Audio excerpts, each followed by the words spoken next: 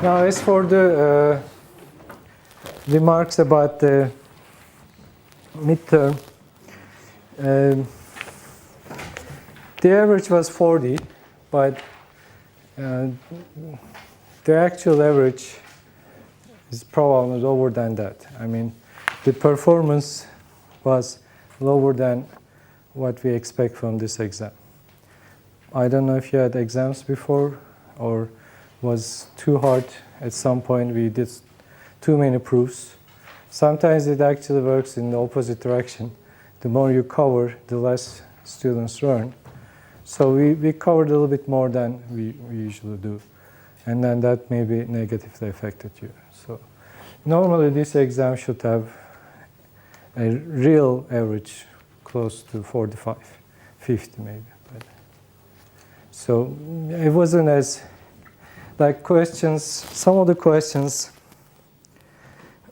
if you read the solutions, were relatively easy. You just needed to write certain formulas, do certain things, but even those questions were not done. Okay. So it's a little bit disappointing for me. That showed that I couldn't teach. But maybe it will come to you and it will be more successful in the final. But this wasn't very, very good exam for grading.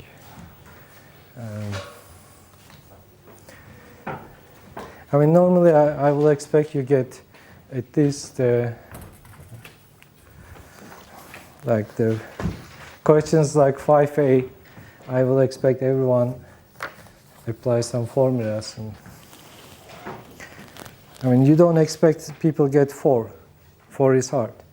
But then some people get 4, but the rest of the questions, some of them, almost nobody got correctly. So that showed that there's a little bit, didn't go very well. Final exam, the general rule for final exam is you get about 2 questions from midterm 1, 2 questions from midterm 2, and 1 question for the things that you're going to learn this week. So this thing you're going to learn is called recursion, and it's something much easier than graph theory. And if you learn the routines of it, you should be able to get that question in the final. For the graph theory, questions will be similar to the ones you've seen, but maybe it's going to be mixed with combinatorics a little bit, like counting problems, which involves graphs. So the first midterm and second midterm gets mixed up a little bit to make more interesting questions.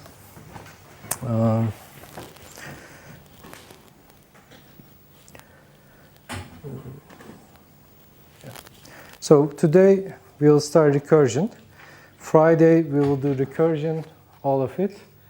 And then we'll start talking about generating functions, which are very useful tools for not only recursion but other relations to solve. And I expect that we'll finish it by Tuesday next week. If we feel like we can continue on Friday, if we don't feel like, if people want to volunteer to give presentations, Friday next week and the Tuesday after that, we can do presentations in class. So I already sent you an email about it. If you want to give a presentation, send me an email with a proposal. It doesn't have to be too sophisticated, but you should have a feeling, like I should have a feeling, what kind of topic you're going to do. And I will choose 5, 6 people at most to give presentations. And some of it will be chosen on the basis of how they need it, how much they need it. And some of it will be based on the proposals. So if you want to present something in the last week, send me an email. Deadline is this Friday, so you should send it before this Friday. And then the presentations will start next Friday. Okay? And then we'll have probably 3 hours of presentations, half an hour each person, so 5 or 6 presentations. Okay, so I hope this is clear enough. Okay, so this is recurrence.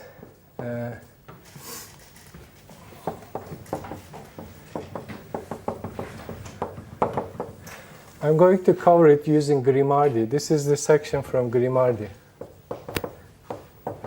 And this is not in the Ross book, so you can read more details from Grimaldi if you want.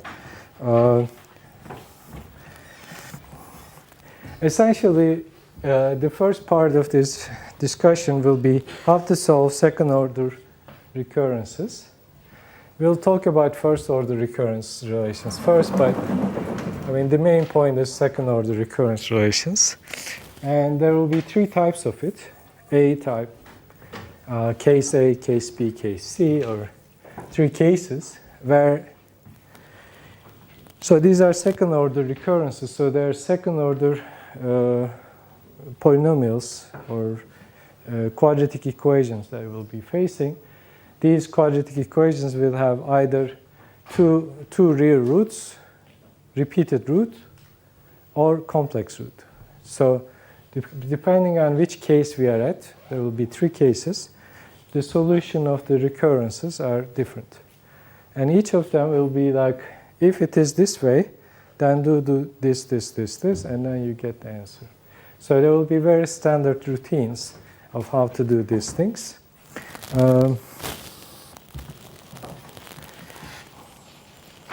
The reason we're interested with this kind of situation is we have many questions that ends up with being a recurrence relation, and then we are interested in solving these recurrence relations. The most famous one is Fibonacci sequence, and I'll start with that discussion. So the Fibonacci sequence is a sequence that arises from this natural growth in the animal populations. For example, if you are having, say, rabbit population, rabbits are first babies, and then they become a mother. Once they're mother, they give birth to a baby. But the baby requires 1 more month to become mature to a mother. But the mother gives birth right away. Okay? So this is the growth scheme. You can easily see this growth is going to give you a tree like this.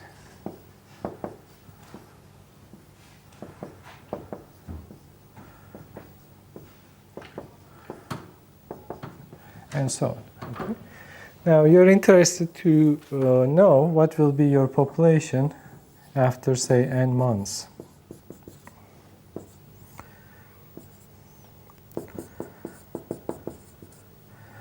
What is the population?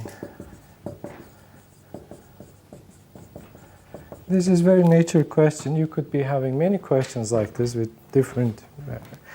Actually, these things appear in counting problems, like very straightforward counting problems of how many different ways you can put dominoes on a row or stuff like that. You cannot solve it without recurrence. Or this appears in graph theory. So I could ask you graph theory questions where you can only solve it if you know how to solve recurrences. So this is a very common theme, that you could face a problem where you want to know what happens after n stage. And you can sort of look at it and say, okay, I can estimate it, but we want a formula in terms of n.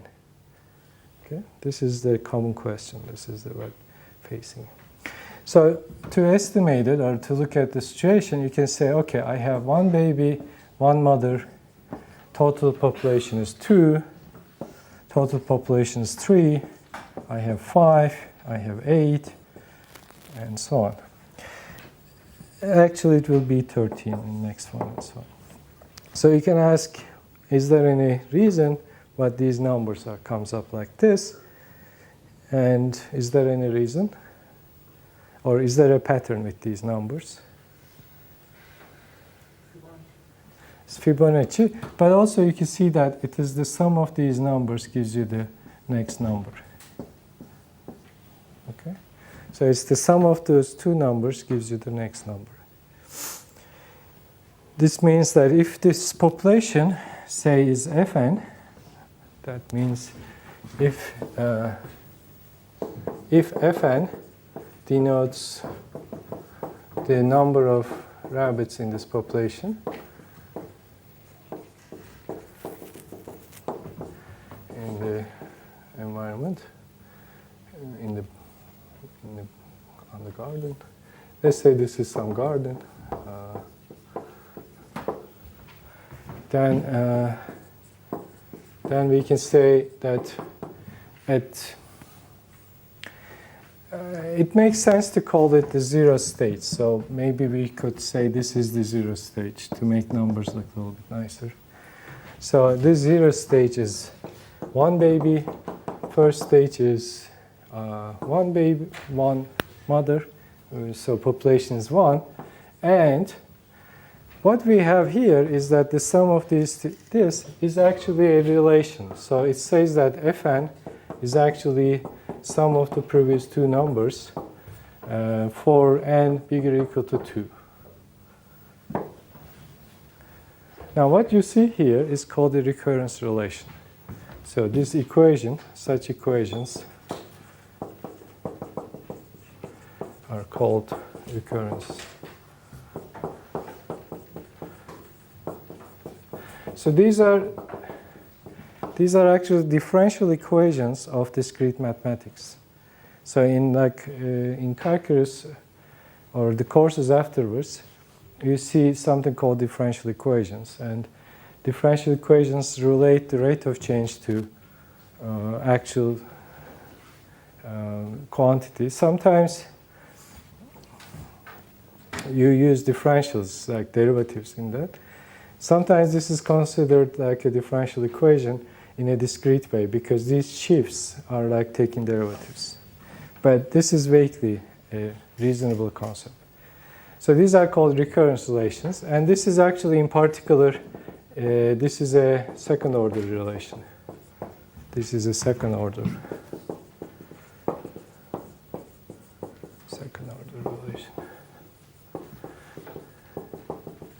Now, if you want to know the exact population at that level, you need to calculate Fn in terms of n.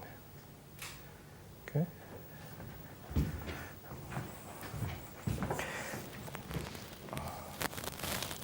So with the to find Fn in terms of n, is called solving this equation.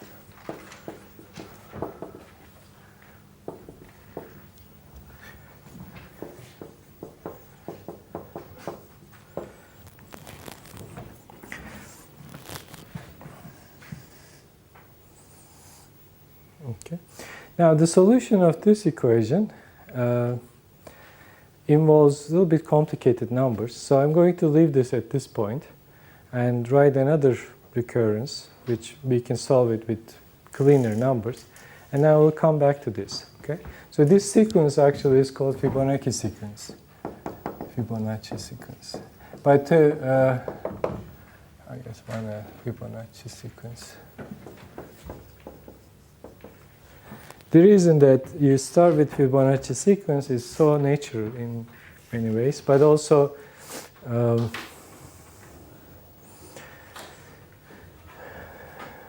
if you take a cone, pine cone, we did this actually with my students. If you take a pine cone, and if you start from the tip of it, start writing numbers, looking down, like 1, 2, 3, 4, 5, 6, 7, 8, 9, 10, 12, 13. You find that on the cone, you have a row which has exactly the Fibonacci numbers.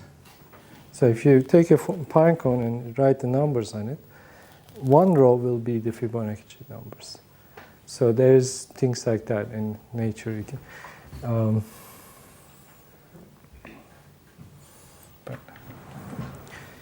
I'll come back to Fibonacci numbers, Fibonacci sequence later. But to show you how you solve these kind of equations, So we first start with first order equations.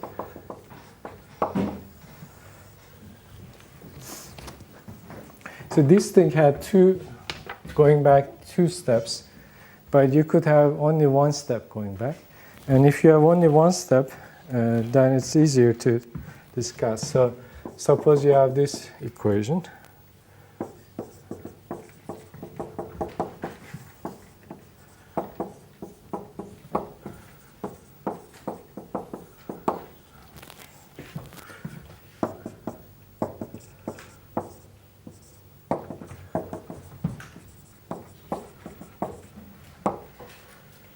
So you could be facing this problem, which is now first order. You only have one going back.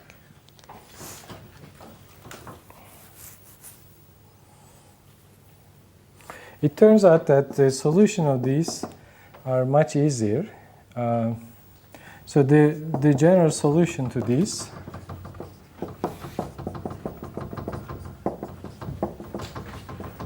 are, so anytime you have a scalar here, you can see that it's going to look like this.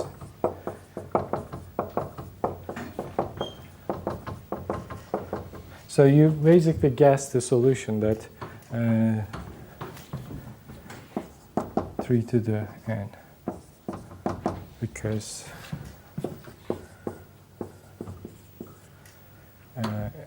an sequence is as follows. I mean, this is something that you don't need to know too much about, because it's multiplied by 3 on each step. This is a geometric progression. This is usually called geometric progression. This is called geometric progression.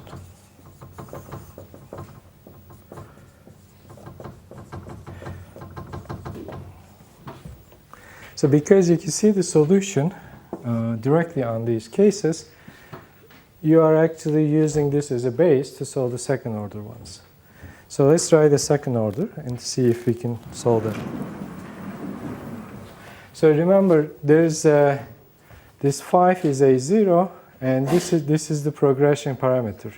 So whatever that number here, that appears here, we could call this R. So this is R. So actually we can write this in formula. The general solution for a first order recurrence relation with an is equal to RAN minus 1 and bigger 1, and A0 is equal to A, is an equals to A times R to the n, with n is equal to 0. Okay, so it's a general formula that you can always use. Anytime you have an equals to RAN minus 1, and if A0 is big A, so your solution will be just big A times Rn. This is actually used to calculate your interest, your banking, and many things that is used.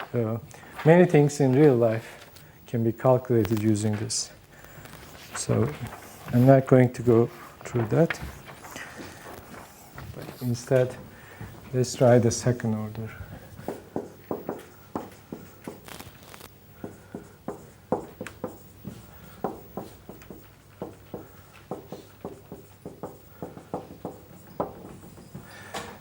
So, as I said, the second orders will involve two terms going backwards. So we will look at this example, solve the recurrence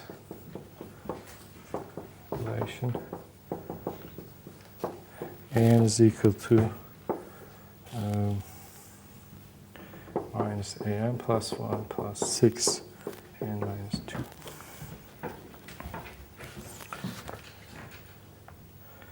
For and bigger equal to 2 and a A0 is -1. This is 8.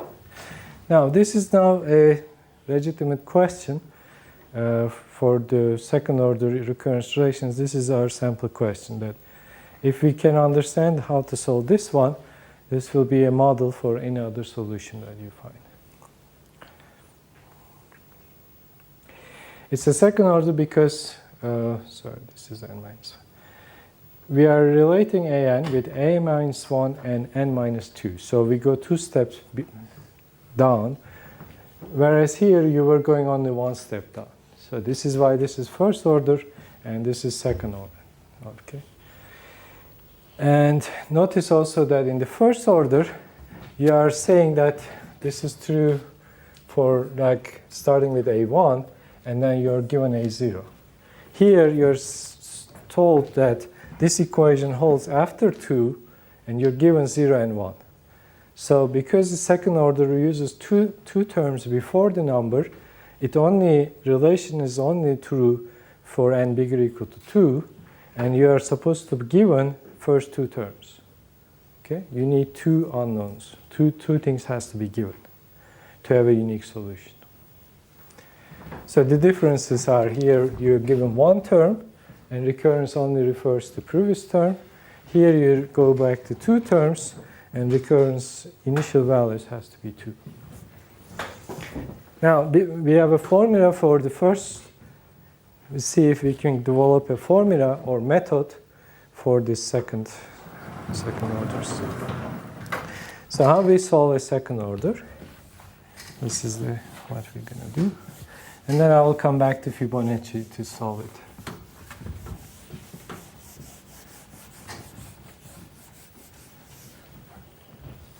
Let me see how much time. Good. So solution. We'll see later that these things will come in 3 types. Okay. So this is the easy type. That's why we will be able to write a solution and develop a method. And then the difficult ones, repeated roots or complex ones, I'll do it on Friday. Okay. So this is the most simple case. More difficult cases will be on Friday. So how you solve a second order? First, you assume that it's almost like first order. Okay? So basically you put an equals to like this.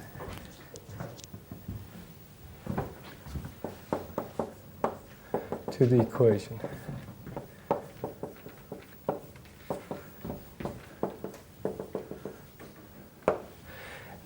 I mean, this is kind of funny to do it because we know this is not first order, but we assume that it's first order and put this general form into this. Then we get what we get. When you put it into this, you get ARN, right, equals to minus ARN minus 1 plus 6a Rn minus 2. And we know that n is bigger or equal to 2. So something.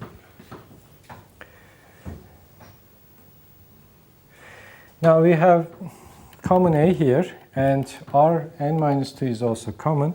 So you can write this as Rn minus 2. You get R squared from this. This one on the left-hand side will be plus R. And this one will be minus 6. So you get this equation from the upper right. Okay?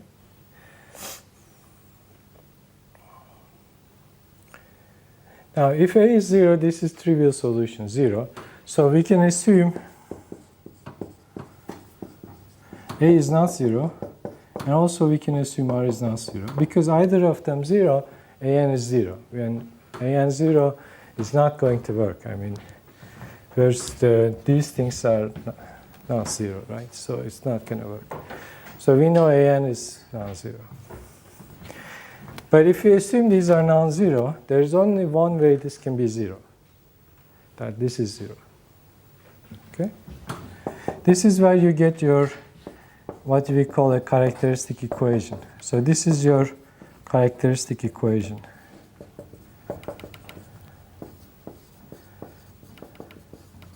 This is your second degree polynomial equation. There's nothing very sophisticated about it. It's the equation that you obtain from this by putting a times Rn. Some of you will be able to write this directly by saying that, oh, this is r squared minus r plus 6. You'll be able to write this equation directly, which is not very difficult to do. But you get this equation. Once you get this equation, all you need to do is solve it. If you can solve it, you will get two roots. And either you get two roots, or you get only one root, which is repeated. Of course, these two roots might mean two real roots and repeated real root. Or it may happen that there is no real root, only complex numbers makes it work, so you can add the complex roots. And these are easily understood by this formula. There is a formula for the roots.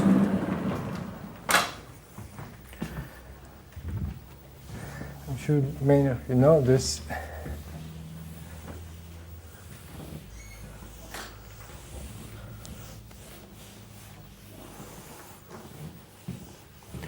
So for ar squared plus br plus c equals 0, the roots are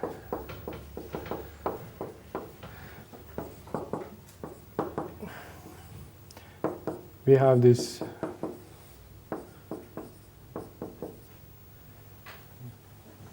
so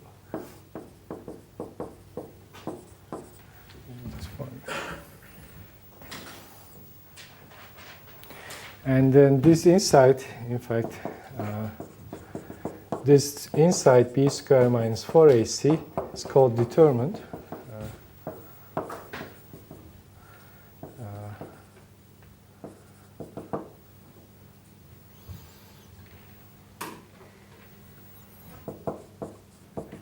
Delta of it, and if this is bigger than 0, we have two real roots, and if this is 0, one root, so repeated root, so this is repeated root, and if this is negative, then complex roots. And why it's complex? Because the inside will be negative. We all know this, right? I can do examples later. But in this case, let me erase this part. You can easily calculate the roots here. This is the real two roots case. So it's minus 1 plus minus b squared. AC. So this is,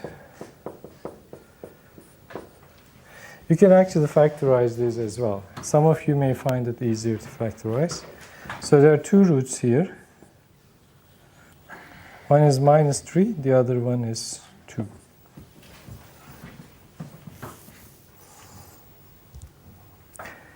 So you need to find these two roots. If there are two roots, this is the case A. If there is, this is case B, this is case C. Now these two cases we'll do on Friday, okay?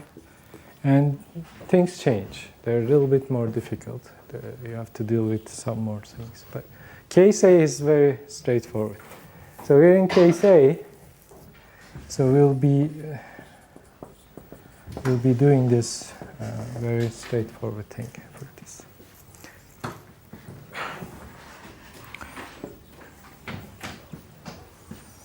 Okay? Now, again, as I said, you could try to factorize this. Many of you probably had done things like that. If you don't make mistakes, you can also factorize it and then find the roots by factorization. Okay. But often it's the case that with the complex roots or with some other things, you can make mistakes. So this is the formula, and this is the straightforward thing. Now, once we have two roots, what we do? Remember in the case, so this is the scenario, but in the case of one root, we said this is the solution, right? In the case of first order. So in the second order recurrences, once you find two roots, okay, so this is the continuation. When we find two roots, two real roots, R1 and R2, all you do is you say that the general solution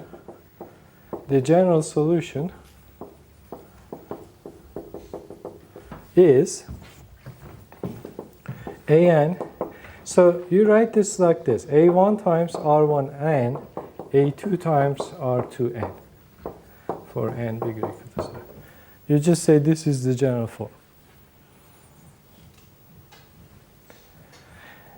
So here we had just this. Now we have two roots, so because of that you have a more general expression. Now this a1 and a2 you have to figure out what they are and find a1 and a2 using a0 and a1. So because we're given two initial values, we can use those two initial values to find these coefficients.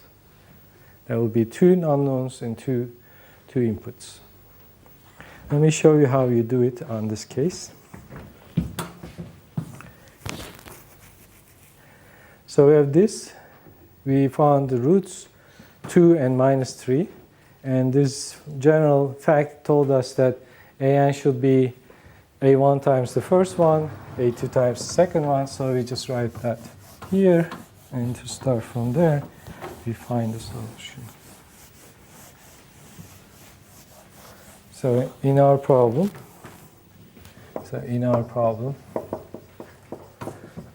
R1 is equal to 2, R2 is equal to minus 3. We are also, if you remember, given a0 and a1, which are minus 1 and 8. Okay, so we also know those things. So the general solution is, so an is some unknown 2 to the n, some unknown minus 3 to the n, for n bigger equal to 0. So I need to find these unknowns. Okay. So what you do is that to find a1 and a2, we use a0 and a1, which means you just write the equations for specific n's. So you put n equals 0, a0 is minus 1 when n is 0.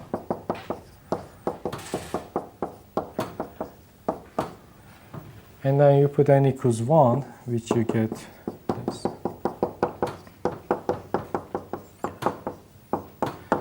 Again, these are now explicit numbers because we know R1 and R2, they're not unknowns.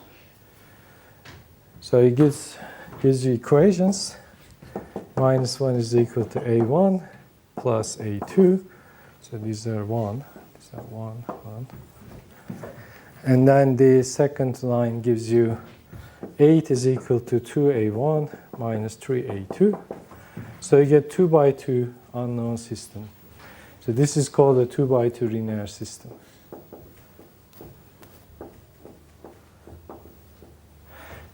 You get a 2 by 2 linear system.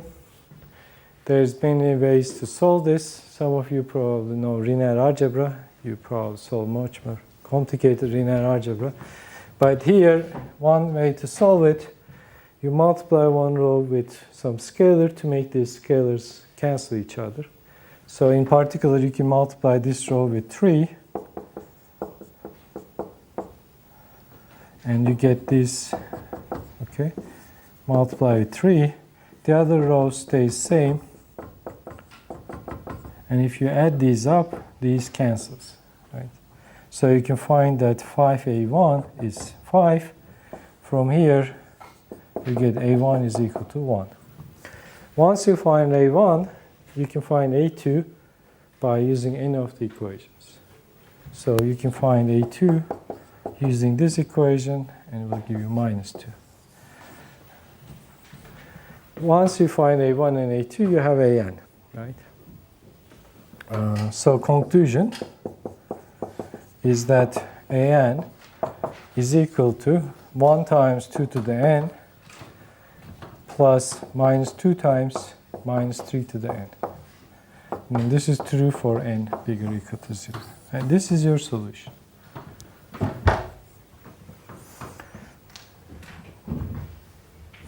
If I did it right, of course.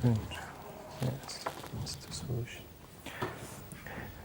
If we go through it, I mean, this is a second order recurrence relation. You have two terms after an. You have a characteristic equation associated to it, which is in R. So you get R squared equals something R minus 1. So just you have this characteristic equation. And from this characteristic equation, you find the roots. If the roots are distinct and real, you're in case A, which is the easy case. And in case A, you know R1 and R2.